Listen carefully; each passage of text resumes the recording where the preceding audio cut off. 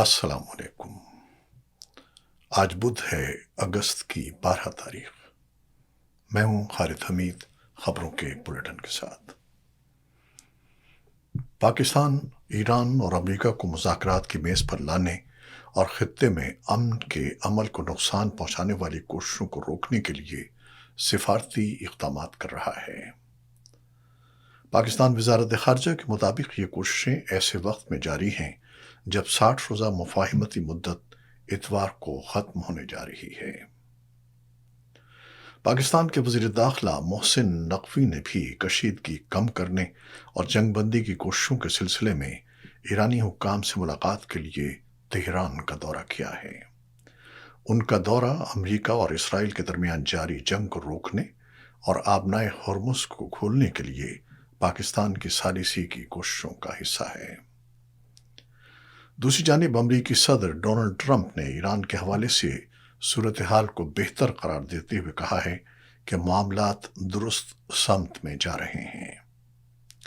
Joint بیس Andrews میں صحافیوں سے گفتگو کرتے ہوئے ٹرمپ نے دعویٰ کیا کہ امریکی افواج کا آبنائے ہرمز پر مکمل کنٹرول ہے۔ ٹرمپ نے کہا کہ آبنائے ہرمز پر امریکہ کے علاوہ کسی اور کا کنٹرول نہیں ہے۔ ان کے بقول امریکی بحریہ مضبوط ہے اور موجودہ صورتحال امریکہ کے حق میں ہے۔ ادھر اطلاعات کے مطابق امریکی افواج نے انتباہات نظر انداز کرنے کے بعد پاناما کے پرچم والے ایک کارگو جہاز کو آبنائے ہرمز میں ایرانی بندرگاہ کی جانب بڑھنے سے روکنے کے لیے کارروائی کی۔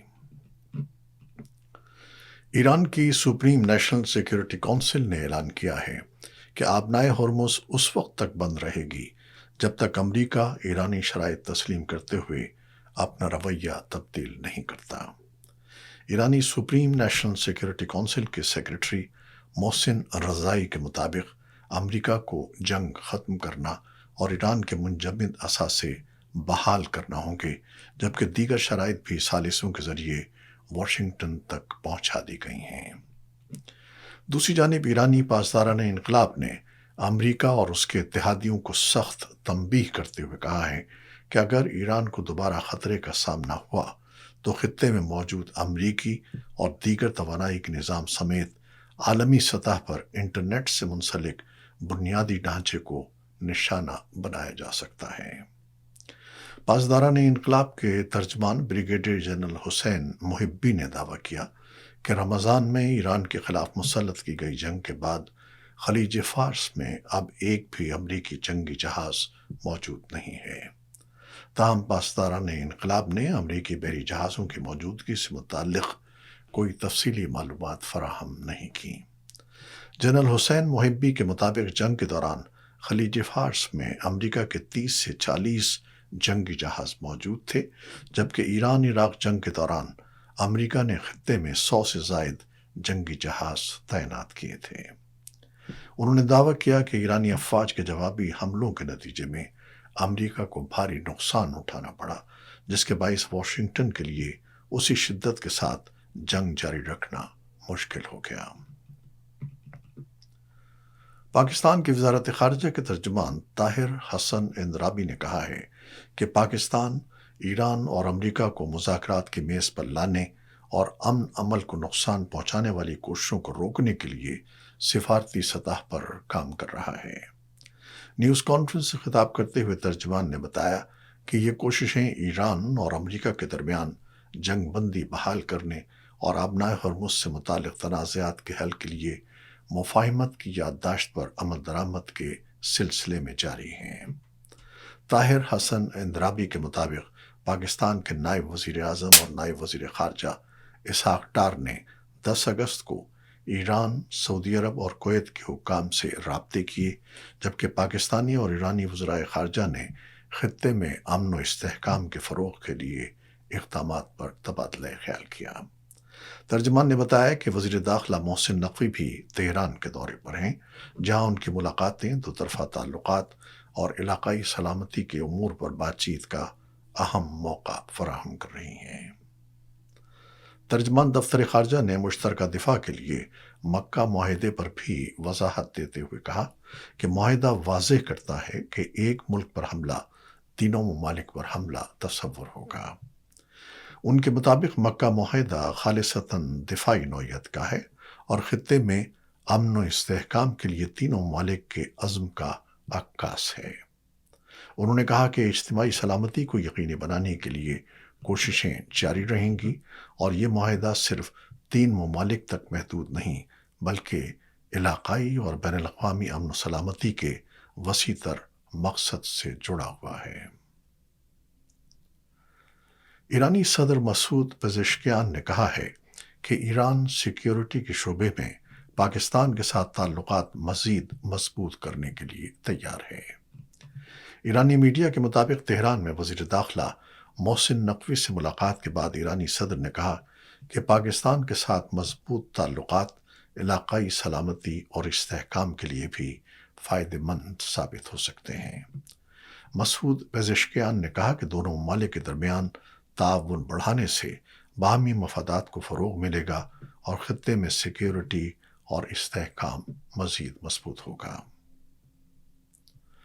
پاکستان کے وزیر خارجہ اسحاق ڈار نے بتایا ہے کہ باب المندب میں ایک تجارتی جہاز پر حوثیوں کے حملے کے نتیجے میں 3 پاکستانی شہری جاں بحق جبکہ ایک زخمی ہو گیا۔ اسحاق ڈار نے حملے کی مذمت کرتے ہوئے کہا کہ ایسے واقعات بے گناہ انسانی جانوں اور بحری سلامتی کے لیے سنگین خطرہ ہیں۔ ان کے مطابق واقعے کی مزید تفصیلات حاصل کرنے کے لیے سعودی حکام اور یمن کی حکومت سے رابطہ کیا جا رہا ہے۔ وزیر خارجہ نے ریاض میں پاکستانی سفارت خانے کو جاں بحق شہریوں کی میتیں وطن واپس لانے اور زخمی پاکستانی کو ہر ممکن طبی سہولیات فراہم کرنے کی ہدایت بھی کی ہے۔ ترجمان کے مطابق پاکستان بین الاقوامی پانیوں میں آزادانہ اور محفوظ جہاز رانی کے حق میں ہے اور سعودی قیادت میں بحری سلامتی کے لیے قائم اتحاد کا حصہ ہونے کی حیثیت سے بین الاقوامی پانیوں میں محفوظ جہاز رانی یقینی بنانے کے لیے اپنی ذمہ داریاں ادا کرنے کے لیے تیار ہے۔ یمن کی حوثی تنظیم انصار اللہ نے باب المندب میں فوجی ساز و سامان لے جانے والے ایک سعودی جہاز کو نشانہ بنانے کا دعویٰ کیا ہے۔ حوثیوں کے زیر انتظام خبر رساں ادارے صابا کے مطابق جہاز کو فوجی سامان کی منتقلی کے دوران حملے کا نشانہ بنایا گیا۔ سعودی حکام کی جانب سے فوری طور پر اس دعوے کی تصدیق سامنے نہیں آئی ہے۔ دوسری جانب یمنی حکومتی ذرائع کے مطابق باب المندب میں ایک کارگو جہاز پر حوثیوں کے حملے کے نتیجے میں عملے کے 4 ارکان جاں بحق ہو گئے۔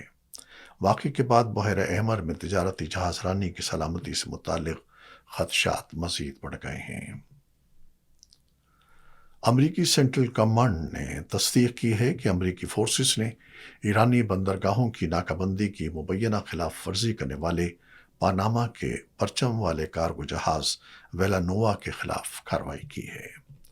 سینٹ کام کا کہنا ہے کہ 11 اگست تک 55 تجارتی جہازوں کا رخ موڑا جا چکا ہے جبکہ امریکی احکامات کی خلاف ورزی کرنے والے 3 جہازوں کو غیر فعال کر دیا گیا۔ یہ واقعات ایسے وقت میں پیش آئے ہیں جب ایران کے خلاف امریکی بحری ناکہ بندی اور آبنائے ہرمز باب المندب میں کشیدگی کے باعث عالمی تجارتی جہاز رانی کو مسلسل خطرات کا سامنا ہے۔ اور اب پاکستان سے یہ خبریں۔ Pakistan Tehreek Insaf P T I نے سابق وزیر اعظم عمران خان کی صحت اور ان کے زیر التواء مقدمات کی سماعت میں تاخیر کے خلاف منگل کو سپریم کورٹ کے باہر احتجاج کیا۔ تاہم عدالت کے رجسٹرار کی جانب سے آئندہ ہفتے عمران خان کے مقدمات سماعت کے لیے مقرر کرنے کی یقین دہانی کے بعد احتجاج ختم کر دیا گیا۔ پی ٹی آئی رہنماؤں نے سپریم کورٹ رجسٹرار سے ملاقات کے بعد عمران خان کے مقدمات کی جلد سماعت، خاندان کے افراد اور ذاتی معالجین کو ان تک رسائی دینے کا مطالبہ کیا۔ احتجاج میں شریک خیبر پختونخوا کے وزیر اعلیٰ سہیل آفریدی نے عمران خان کی صحت سے متعلق رپورٹس پر تشویش کا اظہار کرتے ہوئے کہا کہ قوم کو ان کی صحت کے بارے میں شدید تحفظات ہیں۔ سہیل آفریدی نے کہا کہ عمران خان کی صحت کے معاملے کو سیاسی مفاد کے لیے استعمال نہیں کیا جا رہا اور نہ ہی سابق وزیر اعظم نے کبھی صحت کا مسئلہ کسی ریلیف کے حصول کے لیے اٹھایا ہے۔ ان کے مطابق عمران خان کو ان کے ذاتی ڈاکٹروں کی نگرانی اور خاندان کی موجودگی میں مناسب طبی سہولیات فراہم کی جانی چاہیے۔ ترکیہ کے شمال مغربی صوبے یالووا میں معمول کی تربیتی پرواز کے دوران فضائیہ کا F-16 لڑاکا طیارہ گر کر تباہ ہو گیا۔ ترکیہ کی وزارت دفاع کے مطابق طیارے کے پائلٹ نے بروقت ایجیکٹ کر کے اپنی جان بچا لی اور حادثے میں کوئی جانی نقصان نہیں ہوا۔ حکام کے مطابق حادثے کی فوری وجہ معلوم نہیں ہو سکی، تاہم واقعے کی تحقیقات شروع کر دی گئی ہیں۔ کولمبیا میں 7.4 شدت کے شدید زلزلے کے نتیجے میں ہلاکتوں کی تعداد 254 تک پہنچ گئی ہے، جبکہ امدادی کارکن ملبے تلے دبے ممکنہ زندہ افراد کی تلاش میں مصروف ہیں۔ مقامی حکام کے مطابق زلزلے کے بعد متعدد آفٹر شاکس بھی محسوس کیے گئے، جس کے باعث امدادی سرگرمیوں میں مزید مشکلات پیش آئیں۔ متاثرہ علاقوں میں ریسکیو ٹیموں نے کرینوں، بھاری مشینری اور بعض مقامات پر ہاتھوں سے ملبہ ہٹا کر زندہ بچ جانے والوں کی تلاش جاری رکھی۔ رپورٹس کے مطابق پیریر اور کالی سمیت کئی شہر زلزلے سے شدید متاثر ہوئے، جہاں بڑے پیمانے پر جانی اور مالی نقصان کی اطلاعات سامنے آئی ہیں۔ رواں سال کا دوسرا اور آخری سورج گرہن آج ہوگا۔ عرب میڈیا کے مطابق یورپ میں 1999 کے بعد پہلی بار مکمل سورج گرہن کا مشاہدہ کیا جائے گا۔ مکمل سورج گرہن مغربی اسپین اور آئس لینڈ میں مقامی وقت کے مطابق شام 6:27 پر دیکھا جا سکتا ہے، جبکہ آئس لینڈ کے قریب مکمل گرہن کا دورانیہ 2 منٹ 18 سیکنڈ تک رہنے کی توقع ہے۔ افریقہ، کینیڈا اور امریکہ کے بعض علاقوں میں سورج گرہن جزوی طور پر بھی دیکھا جا سکے گا۔ محکمہ موسمیات کے مطابق سورج گرہن پاکستان میں نظر نہیں آئے گا۔ ماہرین اسپارکو کے مطابق آج طلوع آفتاب سے قبل کراچی میں آسمان پر 6 سیاروں کو ایک ساتھ دیکھا جا سکے گا۔ مشتری، عطارد، مریخ، زحل، یورینس اور نیپچون مشرقی افق پر سورج نکلنے سے تقریباً 45 سے 60 منٹ تک پہلے دکھائی دیں گے۔ اور اب کھیلوں کی خبروں میں کینیڈین اوپن ٹینس کے کوارٹر فائنل میں دوسری سیڈ ایلینا راباکینا نے جاپان کی نومی اوساکا کو سخت مقابلے کے بعد شکست دے کر سیمی فائنل میں جگہ بنا لی ہے۔ راباکینا اب سیمی فائنل میں چوتھی سیڈ کوکو گوف کا سامنا کریں گی۔ راباکینا سن 2022 ومبلڈن اور سن 2026 آسٹریلین اوپن کی چیمپئن ہیں۔ یہ تھی وہ خبریں جو یوٹیوب چینل پر ہم نے آپ کے لیے پیش کی ہیں۔ آپ ہمارے چینل کو دیکھتے ہیں، شیئر کرتے ہیں، پسند کرتے ہیں اور اپنے کمنٹس میں اپنی محبتوں کا اظہار کرتے ہیں، جس کے لیے ہم آپ کے بے حد ممنون ہیں۔ اپنی ان کوششوں کو، کاوشوں کو جاری رکھیے گا۔ خالد حمید کو اب اجازت دیجیے گا۔ اللہ حافظ۔